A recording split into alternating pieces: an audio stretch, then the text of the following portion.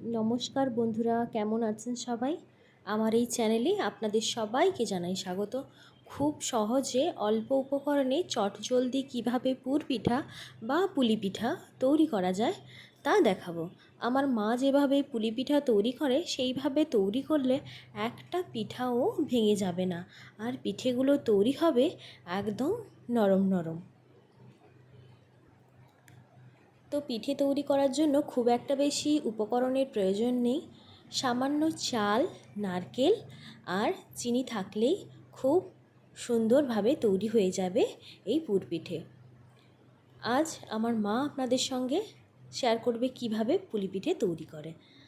তো প্রথমেই চাল, যে কোনো চাল, গোবিন্দভোগ চাল হোক কিংবা আমি এখানে বাড়িতে যে নর্মাল চাল থাকে সেই চাল নিয়েছি। চালটাকে প্রথমে 6 থেকে 7 ঘন্টা জলে ভিজিয়ে রাখতে হবে। তারপর জল ঝেড়ে একটু সময়ের জন্য শুকনো করে নিতে হবে কিছু সময়ের জন্য। তারপরে শিলনোড়ায় সুন্দরভাবে গুঁড়ো করে নিতে হবে। চাইলে আপনারা মিক্সিতে গুঁড়ো করতেই পারেন। তো এইভাবে শিলনোড়ায় গুঁড়ো করে নিয়েছি। এরপর এই পিঠেতে দেওয়ার জন্য নারকেল লাগবে। এখানে আমি 2টো নারকেল নিয়েছি। নারকেলগুলো প্রথমে ফাটিয়ে নেব। নারকেল ফাটিয়ে জলটা ফেলে দেব আর নারকেলটা কুড়ে নেব। তো আমার এখানে প্রয়োজন অনুযায়ী আমি 2টো নারকেল নিয়েছি। আপনারা চাইলে নারকেলের পরিমাণ কমাতে কিংবা বাড়াতে পারবেন চালের অনুযায়ী। তো নারকেলগুলো খুব ভালো, একদম মিষ্টি, খুব একটা বেশি শক্ত নয় নারকেল, সেই রকম ধরে আমি নারকেল নিয়েছি। নারকেলগুলোকে এরপর কুড়ে নিতে হবে। কুড়ে নিচ্ছি এখানে।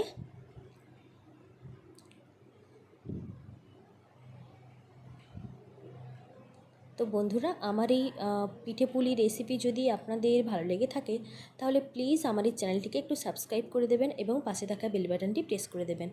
নারকেল কোরানো হয়ে গেছে। এরপর পিঠের জন্য পুর তৈরি করব। পুর তৈরি করার জন্য প্রথমে কড়াই গরম করে কোরানো নারকেল সবটা দিয়ে দিলাম। কয়েক সেকেন্ডের জন্য নারকেল গুঁড়ো নাড়াচাড়া করে বেশি করে চিনি দিতে হবে।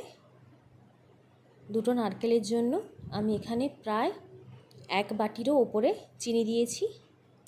চিনিটাকে কিছু সময়ের জন্য নারকেলের সঙ্গে একটু ভাজা ভাজা করে নিতে হবে। গ্যাসের ফ্লেম কিন্তু লো রাখতে হবে। এরপর 2টো এলাচ ফাটিয়ে দিয়ে দিতে হবে। কিছু সময় ধরে নাড়াচাড়া করলেই কিন্তু চিনি একদম গলে যাবে আর এই পুরটা একদম নরম হয়ে যাবে। পুর একদম রেডি হয়ে গেছে। চালের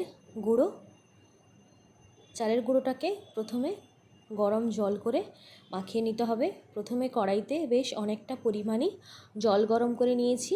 গরম জল কিছুটা নামিয়ে দিয়ে অল্প পরিমাণ জলে রেখেছি। এরপর অল্প অল্প করে চালের গুঁড়ো এই জলের মধ্যে দিতে হবে আর ক্রমাগত কিন্তু নাড়তে হবে। সব চালের গুঁড়ো একসঙ্গে দেব না। প্রথমে অল্প পরিমাণ চালের গুঁড়ো দিয়ে মিশিয়ে নেব।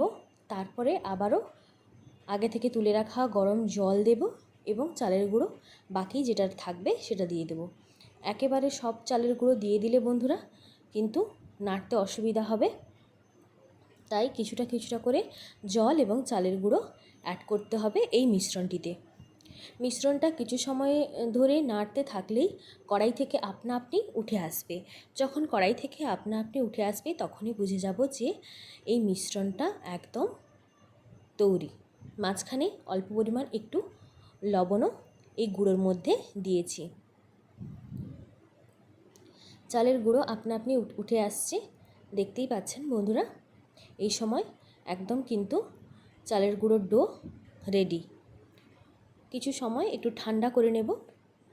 একটা পাত্রে নামিয়ে একটু ঢাকনা দিয়ে কিছু সময়ের জন্য রেখে দেব। চলে এলাম কিছুক্ষণ পর। আমি দেখছি হাত দিয়ে যে ডোটা কতটা নরম হয়েছে। একদমই নরম কিন্তু এই ডোটা তৈরি হবে। এরপর ডোটা একটু অল্প হাত দিয়ে মাখিয়ে নিতে হবে ঠান্ডা করে। তারপর একটা একটা করে লেচি কেটে নিতে হবে। লেচি কেটে এইভাবে সাইডে সাইডে ট্যাপ করে মাঝখানে জায়গা করতে হবে, একটু বড় পাতলা করে নিতে হবে। এইভাবে সাইডে সাইডে হাত দিলেই কিন্তু একদম ছোট্ট বাটির মতন শেপ নেবে। সেই সময় মাঝখানে নারকেলের পুর দিয়ে দেব, দিয়ে মুখটা এইভাবে দুপাশ থেকে বন্ধ করে দিতে হবে। বন্ধ করে দিয়ে এইভাবে সাইডগুলোকে মুড়ে দিলেই কিন্তু পুরপিঠে একদম রেডি হয়ে যাবে। মুখগুলো বন্ধ করে দেওয়ার পর দুপাশ থেকে এইভাবে হাত দিয়ে একটু মিশ্রণটাকে সমান করে নিতে হবে দুপাশের। ঠিক একই প্রসেসে আবার একটা তৈরি করে নিচ্ছি। প্রথমে লেচি কেটে নিয়ে গোল করে তারপরে এইভাবে সাইডে সাইডে পাতলা করে দিতে হবে। একদম ছোট্ট একটা বাটির আকার ধারণ করবে। বাটির আকার ধারণ করলে মাঝখানেই কিন্তু পুর দিয়ে দেব। পুরের পরিমাণ খুব কম রাখলে আবার কিন্তু এই পিঠে ভালো লাগে না, আবার একদম বেশি দিলে কিন্তু ফেটে যাওয়ার প্রবণতা থাকে পিঠেগুলো। তাই কিন্তু পুরটা সমানভাবে দিতে হবে, খুব বেশি দিলে হবে না, আবার একদম কম দিলেও ভালো লাগবে না। তো এইভাবে সবগুলো পিঠে তৈরি করে নেব।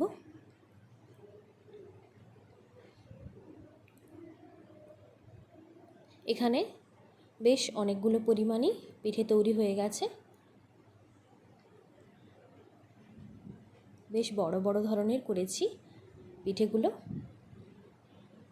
দেখতে তো খুবই সুন্দর হয়েছে বন্ধুরা, আর খেতে আরও বেশি সুন্দর হয়েছে।